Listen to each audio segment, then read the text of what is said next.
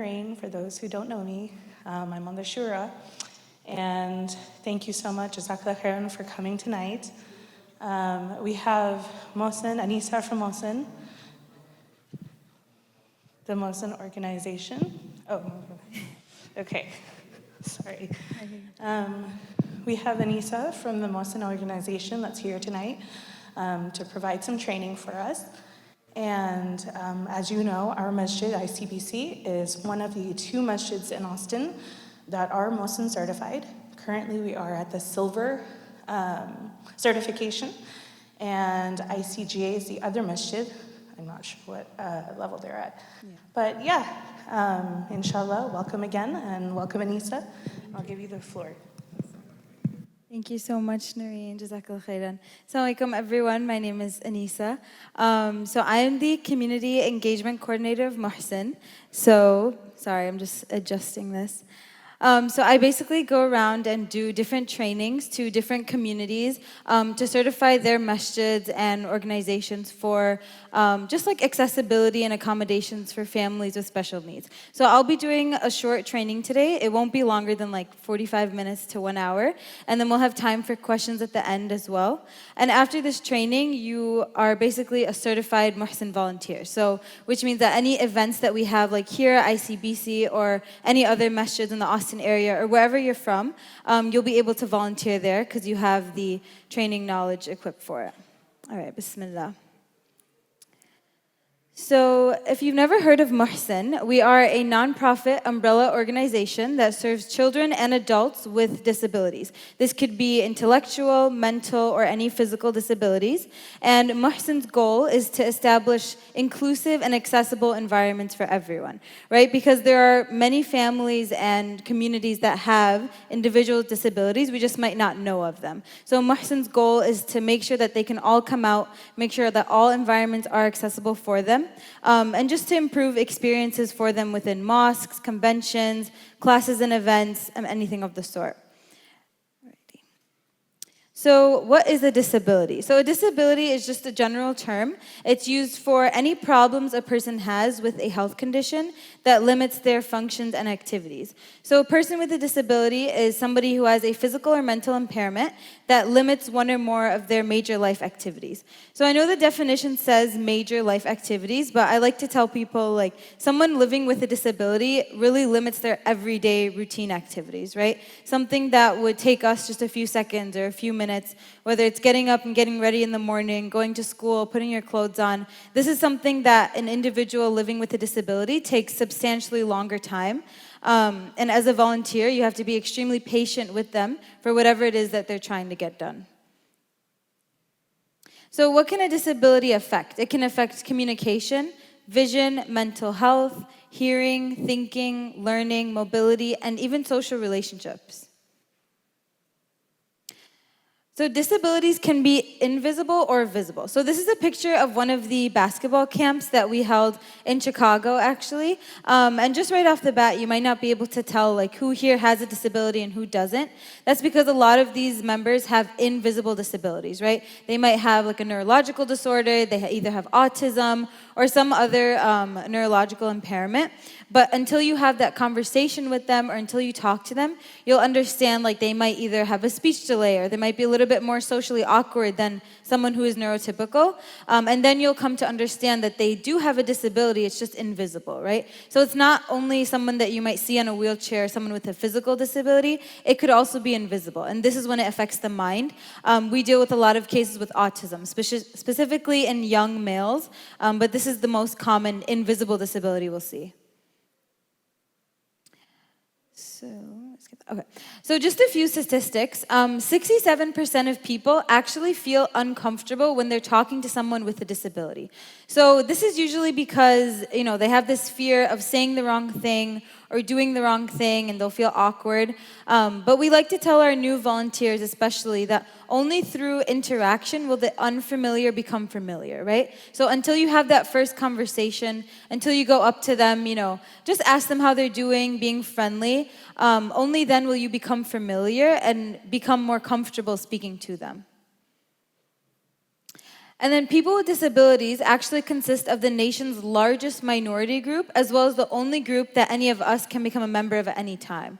So what does this mean? Alhamdulillah, right now, most of us who are listening to this are all neurotypical, we're all healthy, we're all able to be here, to come to the masjid one way or another. Obviously, people with disabilities can't do that as easily as us, right? But this is just to say, if anything were to happen to us, if we were to get into any sort of problem, may Allah protect us all, we would then become a member of this disability group, right? So we would become a member of this minority group. So this is really a group that any one of us can become a member of at any time. And it's important to never take advantage of our blessings.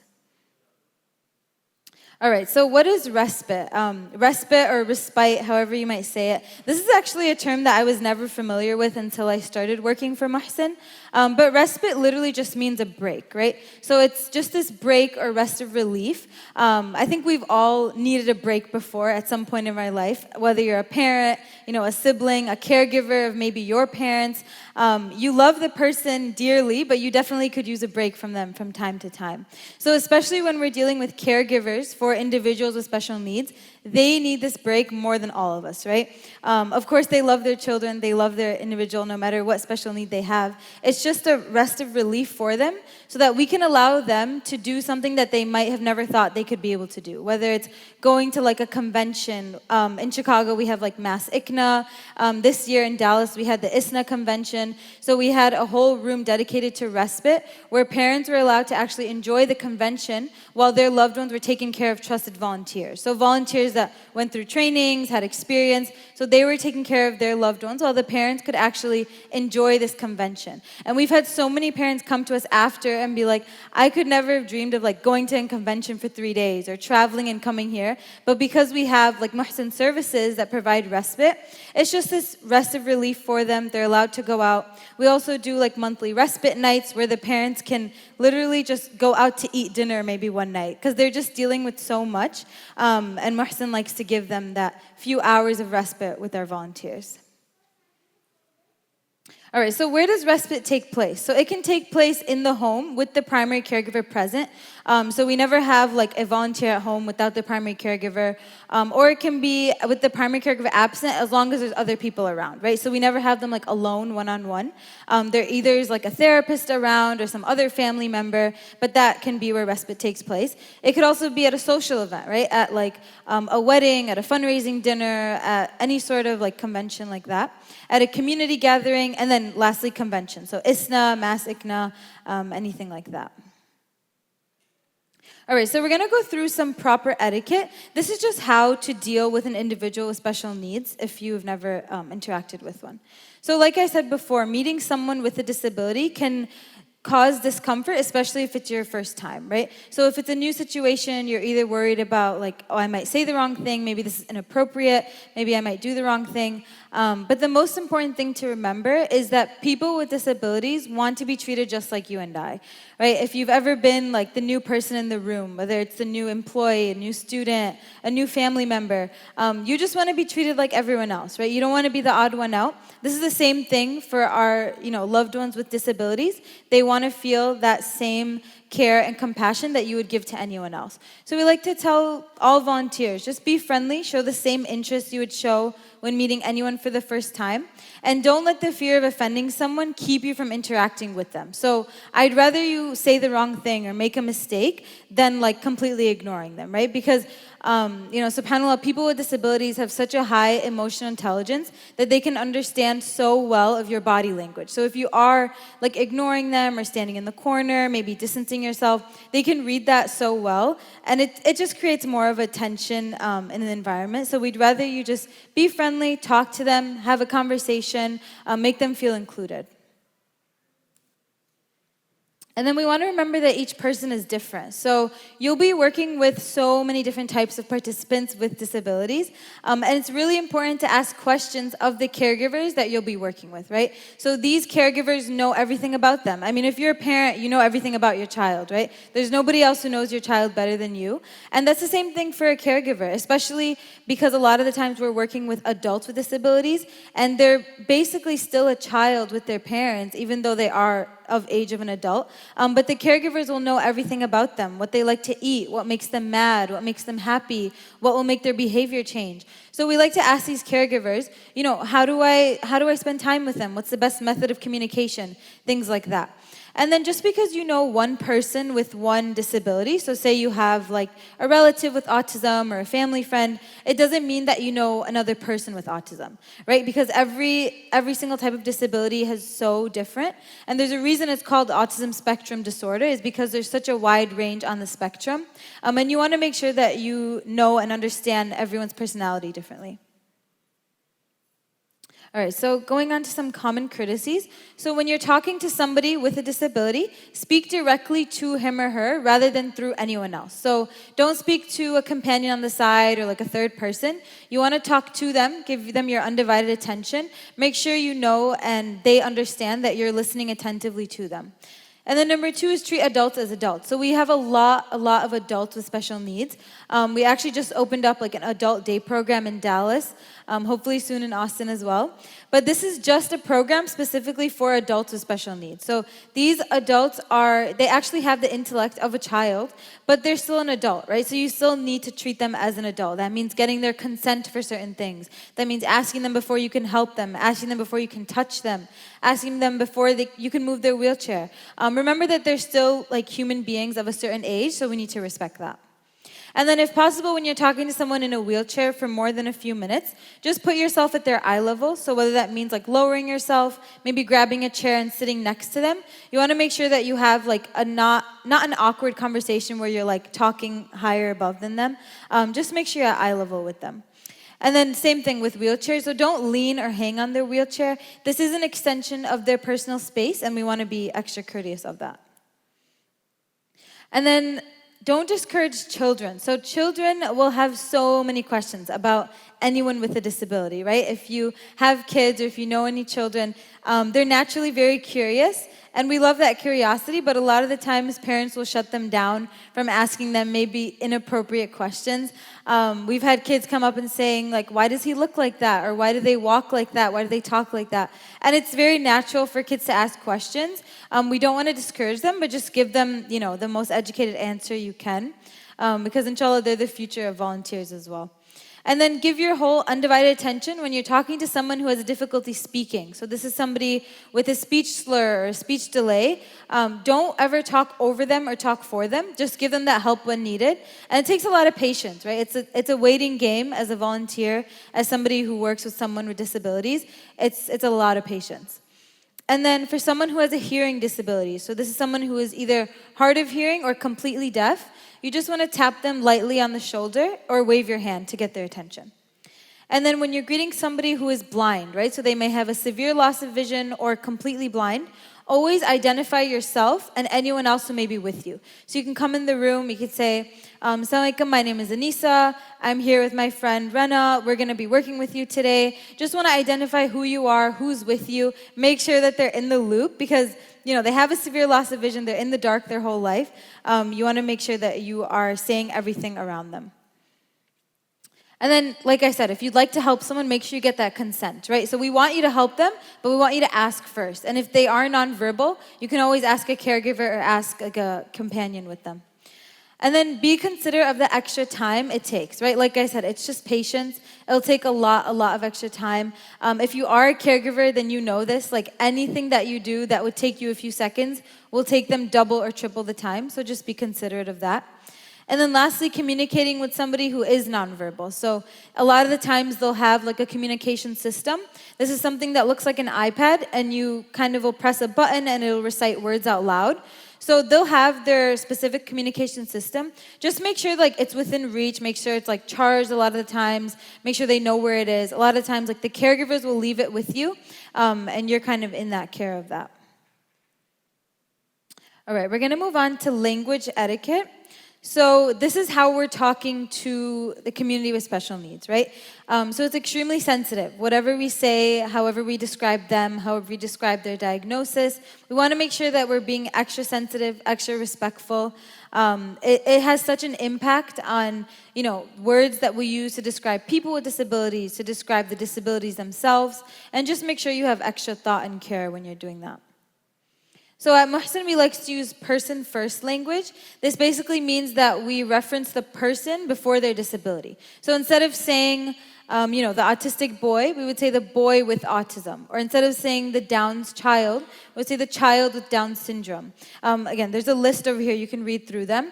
But this is just to show that people are not medical conditions, right? We want to make sure that we recognize that they're human first. It just shows respect, simple, good manners. Put the person first and have everyone else understand too that the disability does not define them. All right, we're going to move on to personal care. So as a volunteer, you really won't be needing to do the nitty-gritty details of personal care, like taking them to the bathroom and all that. If the parents do come to you and say, my child needs to use the restroom at this time, or I'm going to be gone for the X amount of hours and they have to use the bathroom every 30 minutes, you just have to tell them, like, respectfully, I'm going to need you to come back and take them to the bathroom because that's just not what we do here. A lot of the times, like, the parents will come back. But of course, if there is an emergency and you have to do what you have to do, for example, at conventions, like we're having respite for over 5 hours of the day, they're definitely going to have to use the restroom without the parents coming back. So if you do need to do that, just respect the individual who you're working with. A lot of the times, like, they'll go in independently. You'll just have to wait outside. Be respectful of their privacy and dignity, especially as you're covering them up, as you're outside waiting for them. Obviously, like, don't mock them, don't make fun of them. This is a serious matter, especially for adults. As an adult, like, you wouldn't want anyone to take you to the restroom. This goes the same way for an adult with a disability. All right.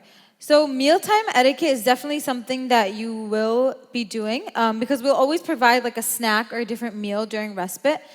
So we just want to be wary of different needs at mealtimes, right? So some individuals need assistance cutting their food. Some might need their food pureed. Some might need food fed to them. And others might not need any assistance at all. So this literally just depends on the individual themselves. And each person is so different that it's important to ask the caregiver, like, what help can I do for them? How do they eat? How do I help them eat?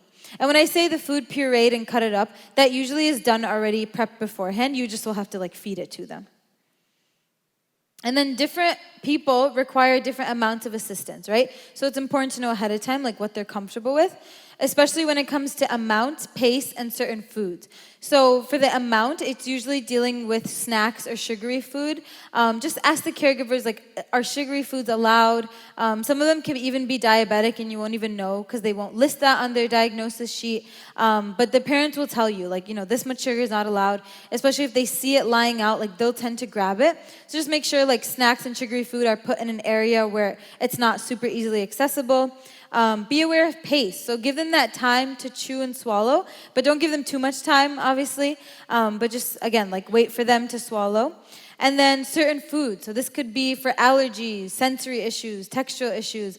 Just ask the family to specify. And before we have respite, we actually have a form that will go out. So the facilitator will have this, or like the lead in the room. It'll just ask, like, what foods can they eat, what foods can they not eat, any allergies, things like that. So the lead will definitely know this. This is just for you also to know as a volunteer. All right, we're going to move on to lifts and transfers. So this is when we're dealing with wheelchairs. Just some kind of housekeeping rules for wheelchairs. So we never want to move anyone without their consent, right? So ask them first. And then some of them need help moving into or out of the wheelchair. So just be wary of, like, their body weight, your body weight, however much you can hold. And then make sure you talk to the caregiver to find out the safest way to move them. Some of them have, like, very different styles of moving in and out of their wheelchair. And be aware of your own strength, right? If you cannot move somebody who is substantially heavier than you, then don't move them, right? Ask for help. Don't ever try to do something that you can't do, because you not only will injure yourself, but you'll injure them in the process. And we don't want to deal with any injuries, and we'll have to go back to the parents and tell them, like, we thought we could move them. There's been accidents before. So just, if you need help, is no shame in asking for help. Even there's like 2 to 3 volunteers sometimes moving wheelchairs. We do a MUHSEN Umrah trip every year. So this is when we deal with, like, the most wheelchair confusion and communication.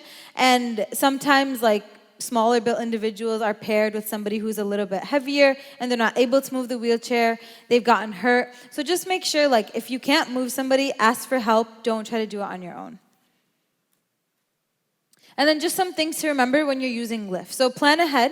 Make sure the area that you're wheeling it to is clean, and make sure that the wheelchair is in a place next to the chair that you're moving them to. Make sure they're ready. So if you've never seen a wheelchair, it usually has like a few things like brakes, foot plates, headrests. So make sure that's all ready before you use it. Just kind of adjust anything that is in the way. And if you've never done this before, just ask somebody else who will. You'll always have somebody else who's more experienced than you, whether it's like a volunteer lead or a facilitator or just somebody who knows. So ask them for help. And then talk to the individual throughout the process, right? Like while you're wheeling them, ask them some questions about them, tell them about you, create that relationship. And then close the gap. So just sit them up, move them at like the farthest part of the chair so that you can get as close as possible to have like fluid communication. And then lastly is lift with your legs. So don't use your back to complete the lift. You're just going to injure yourself. You want to bend your knees and keep your back straight. This will just help like your posture and any injuries. Okay, so we're going to move on to communication methods. So this is how we communicate with individuals with special needs, right? So 2 techniques that we heavily emphasize are receptive and expressive communication. So receptive communication is listening to and understanding what's being communicated, while expressive is communicating the message. So some individuals have an imbalance in these two, right? So if somebody is super receptive and can understand you fully, they might just be nonverbal. So they might be non-expressive. Or on the flip side, if they're expressive and can communicate fully, they might be not receptive, right? So they won't be able to understand what you're saying, but they can have a whole conversation with you. So even if they can't do one or the two, we still want to make sure that we're giving them our unattentive attention. Okay, so some individuals are able to communicate fully. Like I said, they have full sentences, full communication, and others might not be able to say anything at all, so nonverbal, and some can just say a few words. So it really varies, like case to case, diagnosis by diagnosis. Other individuals have a great verbal capacity, but they'll only repeat phrases that they've heard. So this is called echolalia. It's when you kind of just say a repeated series of words or phrases that are in your head, but it's no like authentic language being played. So you don't actually have like authentic knowledge of new language. You're just saying like a series of repeated words in this inventory in your head. And a lot of times what comes with echolalia is like inappropriate phrases or words, right? Because if they've heard inappropriate phrases, whether it's at school or at home, for example, like swear words or anything like that, this is not like them thinking of it on their own. This is just like repeated words. So we want to make sure never to reprimand them for that, but just, gently, kindly tell them like, we're not allowed to say this. Let's like change the subject or just try talking about something else, because we don't want them like yelling that out loud or having other peers hear them. And then when you're making a verbal request, you want to give them that ample processing time, right? So if you're saying something, they might not be able to understand what you're saying right away. Like I said, this is just that lack of, understanding. So give them that 1 to 2 minutes and then respond to it. So for example, if I'm telling one of our participants, let's get up from here and go to the masjid. You'll say it, give them like 1 to 2 minutes to understand it, communicate it back to you. If they understand and respond to you, perfect. If they don't, say it again. Just say it clearly. Just kind of think like you're talking to a younger child, right? Communicate things very clearly, very simply. You don't want to make anything too complex. It'll just go over their head and information is lost. All right, so communication boards and assistive technology. This is what I was talking about earlier with like the iPads that have sort of like different phrases. This could also just be like sheets of paper, like a cardboard thing that they just have words that they say at home or words that they're comfortable with. It could be like an AAC device. It could be a board with pictures. Just ask the family, like, what do they usually communicate with? If it's a certain device or a board, can you show me how to use it? Can you show me what words that they're familiar with? All right, so we're going to move on to sign language and gestures. So it is not at all a requirement to know sign language or ASL, so don't worry. But if you do know ASL, that's super cool, and please feel free to use it. So some of our individuals, obviously, they're hard of hearing, and they'll use ASL, so sign language to communicate. And some of them have their own signs that are closely related to ASL, but they're not really in the form of ASL. They're just kind of their own gestures. So just ask the family, like, do they use a certain sign for like bathroom, eating, I want to leave, things like that. Like they'll have certain signs that they can tell you so you can just understand them easier. All right, so nonverbal communication is the way that we communicate emotion. So this is what I was saying before, when they have a very high emotional intelligence. So you're actually communicating all the time with your body language, even if you're not speaking, right? So this includes facial expressions, posture, gesture, distance. This is all your nonverbal communication. So you're still showing these emotions, you're still speaking, especially for somebody who is nonverbal. This is even more, this is like how they communicate all the time, right? So they'll be able to understand you when you're doing any of these also. Okay, we're going to move on to challenging moments. So these are just moments that happen when you are working with someone with a disability, and they might get a little bit frustrated, whether they're anxious, whether they're getting impatient. Maybe they just don't want to be here, and they don't know how to express that to you because they don't know how to, or you might not understand them. So they tend to act out or maybe just do something that makes them feel a little bit uncomfortable. And your goal is just to bring them back to their relaxed and calm state. This could be a little bit difficult, but with practice, it'll come. And again, like ask the parents, like, what can I help them with when they do tend to get into this frustrating behavior? Or when I see that they're showing like anxious signs, what should I do to calm them down? These are all questions that you should be asking the caregiver. So it's just some reasons of why they might act out. Is number one is access. So gain access to something tangible. So this is something obviously that they can touch and might not be allowed to touch, whether it's like how we tell kids, like, don't touch an outlet, that's dangerous. This might be something that's, like high up or sharp or dangerous. So again, that could make them a little bit angry. Attention, getting the attention of someone else. Maybe they're not there. If mom just dropped them off and she left and they still want to see mom, that's gaining her attention, but we're trying to get her to leave. Escaping, so this is called like elopement. They sometimes just want to avoid someone or something. And then lastly, sensory. So this is just sensory gratification. Again, like it's just a behavior that might feel good to them and you might not understand that.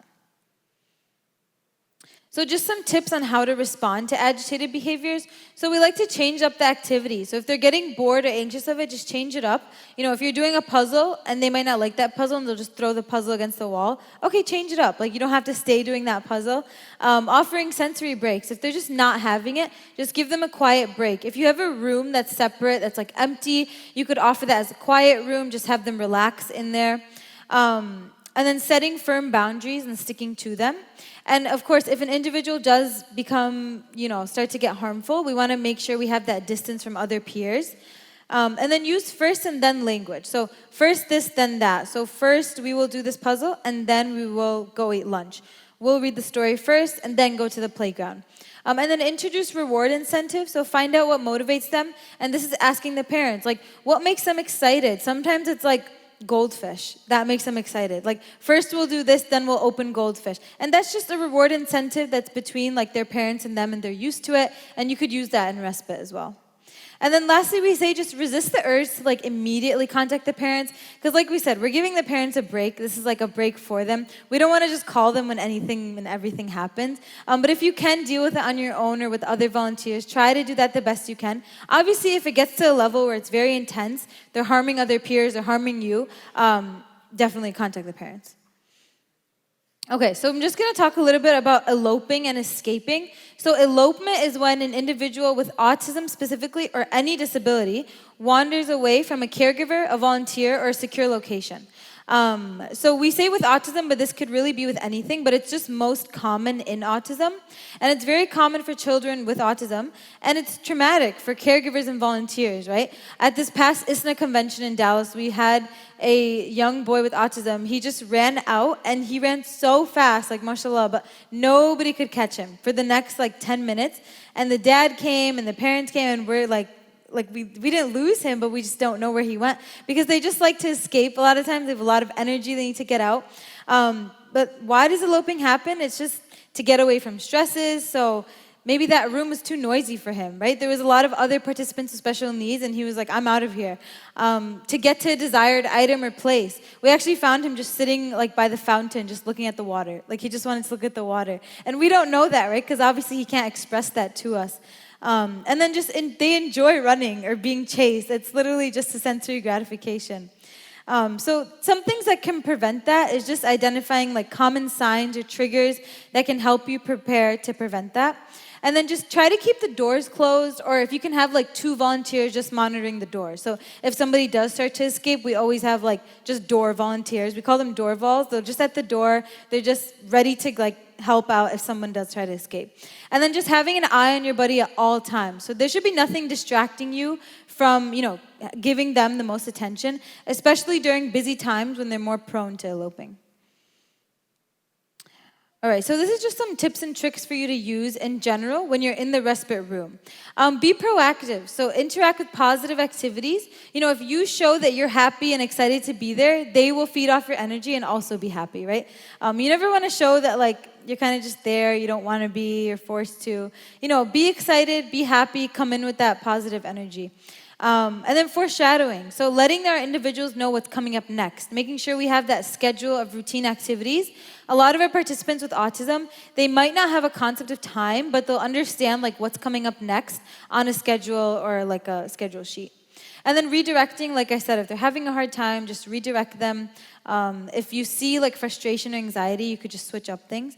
And then giving breaks, lots and lots of breaks.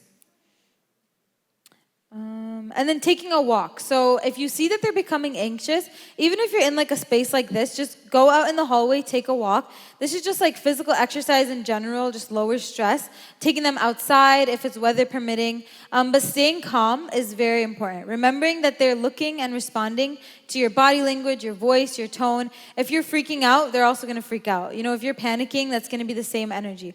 If you're calm, inshallah, they'll feed off your energy, they'll also be calm. Okay, so these are just some common disabilities that we usually will see. So the first one is hearing disabilities. So this is a lot of participants will come in and they might not be completely deaf, but they'll be visually impaired. They'll have like a cochlear implant you could see maybe, or some sort of like hearing assistance device.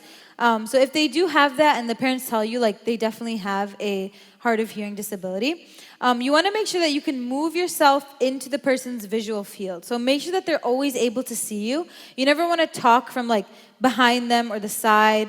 Like if you're over here, I don't want to talk to you from there. You just want to be exactly in front of them so that they can see you. And then using like pictures or other visual aids. So sometimes we'll have like flashcards of like bathroom, lunch, masjid, things like that. Asking the individual what they prefer to be called. So if you don't want to call them deaf, just asking them like, what is the preferred name for your diagnosis? And if they prefer to use speech reading, you can speak normally and avoid speaking like too fast or too slow. It should be at a very balanced pace. And then next is visually impaired. So these are people who are completely blind or have a severe loss of vision. Again, identify yourself, who's in the room with you. Give very specific directions of what you're trying to get them to understand. And then always use their name when addressing them. So if you're talking to them, but you might not be saying their name, they won't even know you're talking to them, right? So use their name, be very specific. And then just don't insist on trying to help if your offer is denied. It's okay if your offer is denied.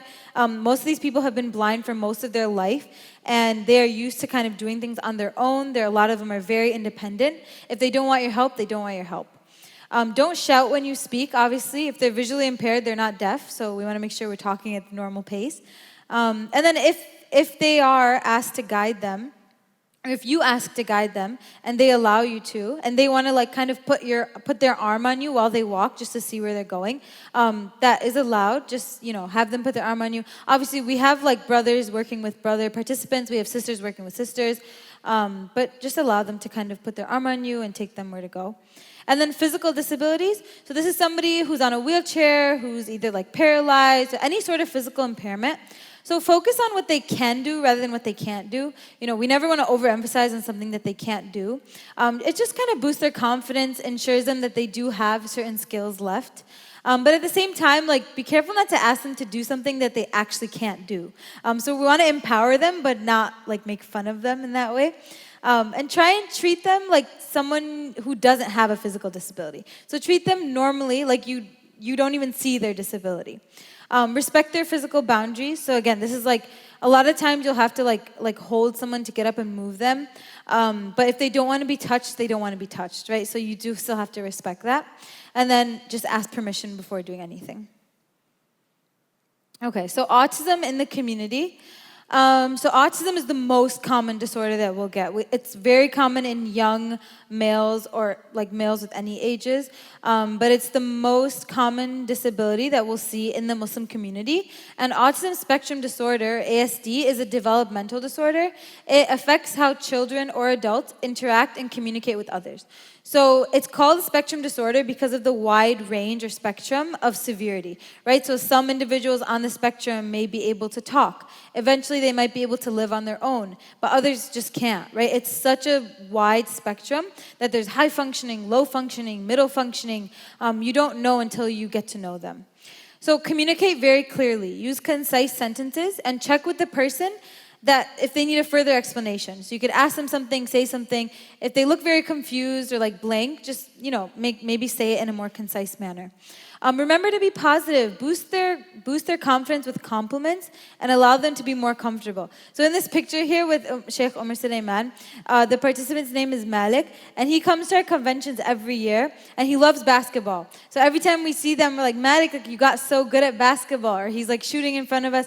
We just like to kind of like empower them in the things that they can do, because that's something that he can do, and he's so proud of it. And there's a lot of things that he can't do, but with the one thing he can, we want to make sure to empower them in that manner. And then make them feel valued by taking the time to listen to them. Even if it doesn't make sense with what they're saying, just take the time, listen to them, listen attentively, and pay attention to their sensory needs. If you see that they might be overstimulated or understimulated, just pay attention to that, maybe move them in a space. Yeah. Okay, next we're going to talk about community empathy. So this goes off of the other slides. But when you see a community, or when you see a family in your community with disabilities, you want to make sure to recognize the diversity of the family, right? So this is a very special situation that they're in. They are a family with a special needs individual or multiple individuals. You don't know the shoes they've walked in. It's very different than anything you've ever been through.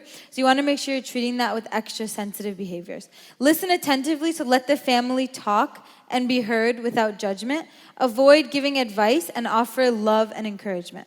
And then consider their needs. So don't make judgments, just consider their specific needs. And recognize that each family is unique, even with their specific culture. So I know a lot of the times, like certain cultures have certain stigmas of people with disabilities. For example, like the Desi community, the Arab community, they'll have certain stigmas. If you have an individual special need, like don't bring them to the masjid, leave them at home. These are all stigmas that we want to break. But if the family does agree with this, we want to respect that in their culture, because that's their choice. And then have compassion, not pity. They don't need you to feel pity for them. They don't need your apologies. Just have compassion and offer your help. And then learn about their disability, right? So ask questions about the disability. Ask them what support that they need.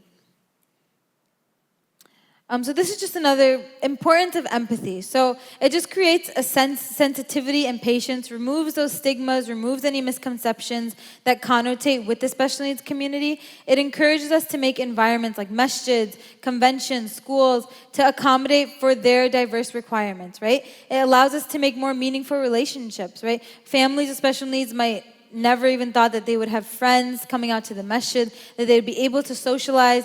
But when we give them that empathy and time to listen, it goes a long way. So this is just a picture of our volunteer meetup. So we do little appreciation things for volunteers. So they each painted a picture of Inna Allaha yuhibbul muhsinin. So indeed, Allah loves the ones who do good.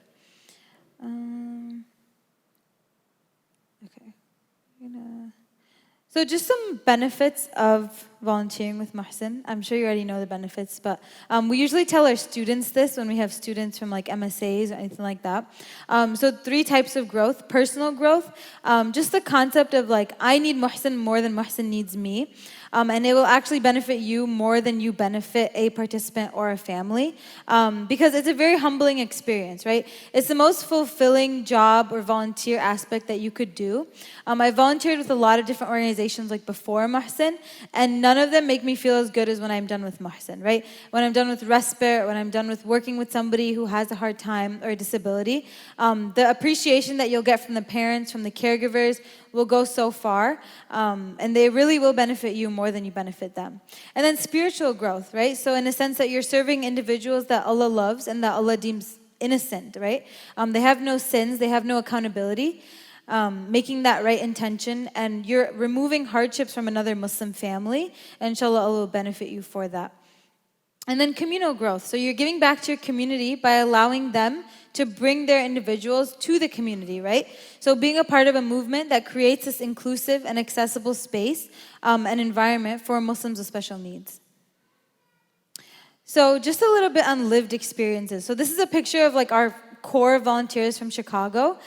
They come out to every event, every convention. So they always tell other volunteers who just their first time, like until you have your first interaction with an individual with special needs, only then will you understand how respite works. Until you've had like a kid run out on you or hit you or some other sort of crazy experience, then you'll understand how respite works, what it means to be a volunteer. So this is just lived experiences.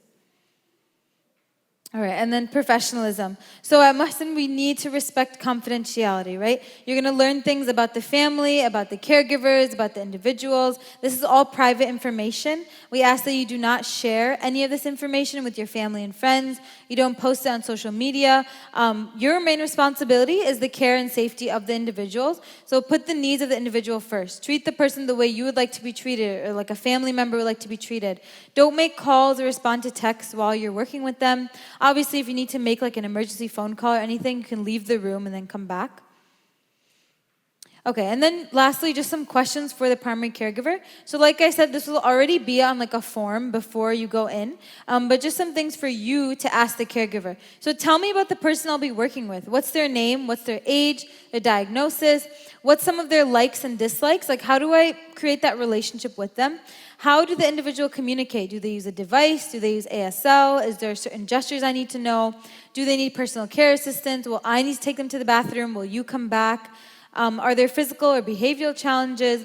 Are there foods we should stay away from? Can we go out into the community? A lot of the times at conventions or like community gatherings, we'll go out into the community area, like the bazaar, or something like that. But sometimes the parents will be like, no, we don't want you taking them there because they'll simply get overstimulated. And that's fine. That's something that you need to respect. And then how do I contact you in the case of an emergency? But we'll already have all their contact information. All right, so that was the end of the training. Congratulations to everybody here. You're officially MUHSEN certified. Jazakallah khairan for taking the time out, for coming out and listening. I know this is a little bit long, but we really appreciate your intention of wanting to help with MUHSEN, wanting to be a volunteer. And I already know there's going to be some great events with Sister Narina at ICBC, inshallah. Jazakallah khairan.